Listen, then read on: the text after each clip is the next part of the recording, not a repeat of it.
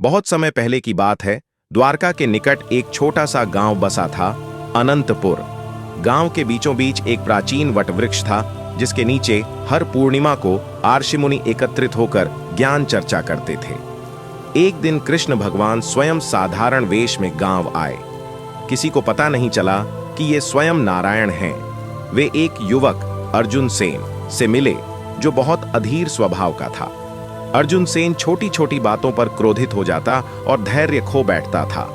कृष्ण ने अर्जुन सेन को बुलाया और मुस्कुराते हुए बोले, यदि तुम सचमुच जीवन में महान बनना चाहते हो तो तुम्हें एक रहस्यमयी कार्य पूरा करना होगा। पर ध्यान रहे, इसमें धैर्य ही तुम्हारा सबसे बड़ा शस्त्र होगा।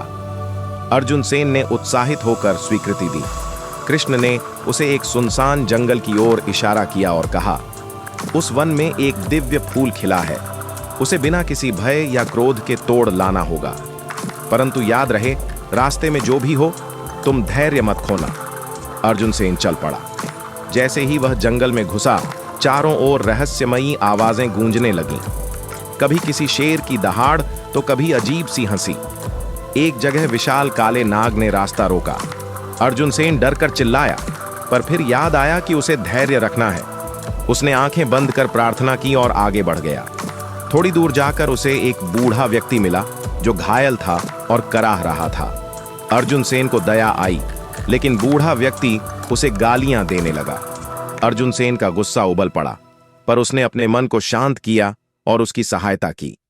अंततः वह उस स्थान पर पहुंचा जहां वह दिव्य फूल खिला था, पर वहां एक भयंकर राक्षस पहरा दे रहा था। राक्षस गरजा, यदि फूल चाहिए तो मुझसे युद्ध करो। अर्जुन सेन की मुट्ठियां भींच गईं, पर फिर उसे कृष्ण की बात याद आई।